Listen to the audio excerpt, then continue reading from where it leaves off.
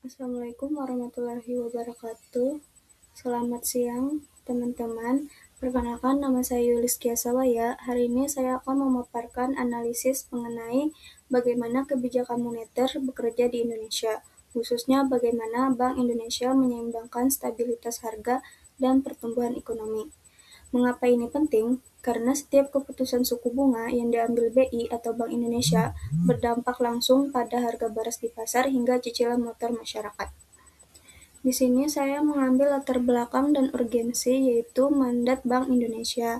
Berdasarkan undang-undang, tujuan tunggal BI adalah mencapai dan memelihara kestabilan nilai rupiah yang tercermin dari tiga. Yang pertama yaitu kestabilan domestik, yaitu laju inflasi yang rendah dan bergerak stabil secara konsisten. Yang kedua, kestabilan eksternal, nilai tukar rupiah terhadap mata uang asing atau dolar US. Yang ketiga yaitu mitigasi guncangan, merespon fluktuasi harga komoditas dan kebijakan suku bunga global atau disebut The Fed.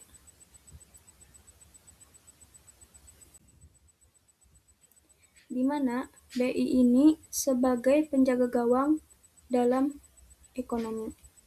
Tantangan kita bukan cuma dari dalam negeri, tapi juga tekanan global seperti kebijakan The Fed. Kita akan melihat bagaimana BI merespon ini melalui 3 rumusan masalah utama. Yang pertama yaitu ada efektivitas. Sejauh mana instrumen BI Rate efektif dalam mengendalikan laju inflasi domestik di tengah ketidakpastian. Yang kedua yaitu daya beli, bagaimana mekanisme rambatan inflasi mempengaruhi tingkat kesejahteraan dan daya beli real masyarakat. Yang ketiga yaitu sektorial, bagaimana pengaruh simultan BI Rate dan nilai tukar terhadap kinerja investasi, perbankan, serta UMKM. Baik, kita lanjutkan ke slide 4, yaitu tentang teori dan kerangka kerja moneter. Di sini, Inflation Targeting Framework atau ITF, sejak 2005, BI menetapkan inflasi sebagai sasaran utama atau ekor kebijakan. Instrumen utama yang digunakan adalah BI Rate. Di dalam Inflation Targeting Framework atau ITF itu terbagi menjadi dua.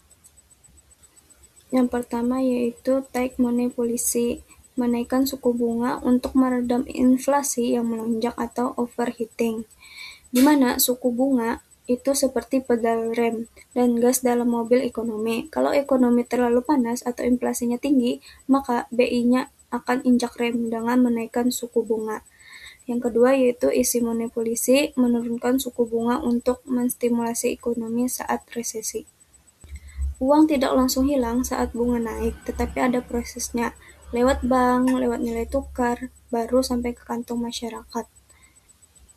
Seperti mekanisme transmisi ke sektorial. Di sini terdapat ada 4 jalur, yaitu yang pertama ada jalur suku bunga. Perubahan BI Rate mempengaruhi bunga deposito dan kredit. Bunga tinggi meningkatkan biaya modal dan minat menabung, namun menekan pinjaman investasi. Kedua, yaitu jalur kredit, mempengaruhi ketersediaan dana bank untuk disalurkan ke masyarakat dan pengusaha, atau disebut likuiditas sistem keuangan. Yang ketiga, yaitu menggunakan jalur nilai tukar. Kenaikan BI Rate menarik aliran modal asing atau disebut inflow, memperkuat rupiah, dan menurunkan biaya barang impor atau mencegah. Yang keempat atau yang terakhir yaitu melalui jalur ekspektasi, membentuk persepsi publik terhadap inflasi masa depan sehingga perilaku penetapan harga oleh produsen tetap terkendali. Nah, pada slide ke-6 ini adalah bagian paling krusial, di mana tabel ini pada bulan April 2025 inflasi kita menyentuh angka tertinggi yaitu 3,10%. Apa yang dilakukan BI? Secara cepat, BI menaikkan suku bunga ke 6,25%. Hasilnya kita bisa lihat di grafik slide berikutnya. Inflasi ini perlahan melandai di bulan-bulan setelahnya. Nah, dari yang kita lihat, dari Januari ke Maret, itu naiknya tidak signifikan, tetapi pada bulan April itu sangat tinggi, berbeda dengan bulan-bulan berikutnya, di mana Bank Indonesia bertindak antisipatif dengan menaikkan BI rate ke 6,25% pada bulan April. Hasilnya inflasi berhasil dijinakan dari 3,1% kembali ke level sasaran ke 2,5% pada bulan September. Inflasi bukan cuma angka bagi warga menengah ke bawah. Menaikkan inflasi pangan adalah pajak terselubung yang memotong daya beli mereka. Pada efek pajak terselubung, kenaikan harga barang kebutuhan pokok bersifat inelastis. Masyarakat terpaksa mengalokasikan anggaran lebih besar untuk pangan. Akibatnya, terjadinya penurunan konsumsi barang sekunder seperti elektronik, rekreasi, dan lain-lain. Ada juga penurunan kesejahteraan material kelompok menengah ke bawah. Yang ketiga, pertumbuhan kuartal 2 melambat ke 4,95% akibat kontraksi daya beli. Lanjut, pada dampak pada investasi dan konsumsi, terdapat persenan. Pada 5,05% ini terjadi pada bulan Januari sampai Maret. Bisa kita lihat pada slide yang ke-6.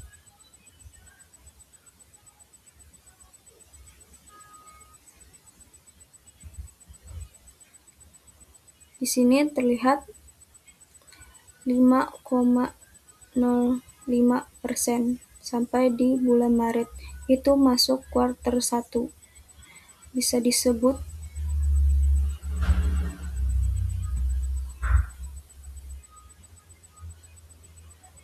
optimis. Yang selanjutnya yaitu 4,95% itu terjadi pada bulan April sampai bulan Juni, di mana itu termasuk kuartal 2 yang disebut pengetatan. Sebelahnya lagi yaitu 5,10%. Itu terjadi pada bulan Juli sampai September. Itu termasuk kuartal 3 disebut pemulihan. Nah, yang terakhir yaitu 5,02%. Itu terjadi pada bulan Oktober sampai Desember. Itu termasuk kuartal 4 disebut stabil. Di sini ke slide 10 itu tentang analisis sektoral perbankan dan UMKM. Di sektor perbankan, tekanan pada net interest margin atau NIM dan risiko pembengkakan non-performing loan atau disebut NPL saat suku bunga tinggi. Nah, pada sektor UMKM, tulang punggung ekonomi yang paling rentan menghadapi beban ganda, biaya modal naik dan omset turun. Solusinya, kebijakan makroprudensial akomodatif BI memberikan ruang napas likuiditas khusus UMKM. Dalam kebijakan moneter itu, bagaikan pisau bermata dua, di mana suku bunga tinggi bagus untuk tekan inflasi, tapi menyakitkan buat UMKM karena modal jadi mahal. Disinilah peran kebijakan pendukung BI sangat penting. Baik, slide terakhir yaitu kesimpulan dan rekomendasi. Yang pertama yaitu responsivitas kebijakan BI rate terbukti efektif dan fleksibel dalam menjangkarkan ekspektasi inflasi nasional. Yang kedua, ketahanan UMKM. Pentingnya penguatan insentif likuiditas tematik untuk sektor produktif agar kredit tetap mengalir di masa ketat. Yang ketiga, sinergi fiskal moneter, TPIP atau TPID perlu menjaga rantai pasok pangan agar inflasi sisi penawaran tidak membebani kebijakan suku bunga. Optimasi bauran mengkombinasikan instrumen suku bunga dengan kebijakan makroprudensial untuk menjaga pertumbuhan ekonomi. Kesimpulannya, kebijakan moneter BI tahun 2025 sudah sangat responsif. Namun, BI atau Bank Indonesia tidak bisa jalan sendiri. Perlu sinergi dengan pemerintah atau fiskal untuk jaga jalur distribusi pangan. Demikian presentasi dari saya. Kalau ada salah kata dan presentasi saya yang kurang, mohon dimaafkan. Sekian dari saya ucapkan terima kasih. Wassalamualaikum warahmatullahi wabarakatuh.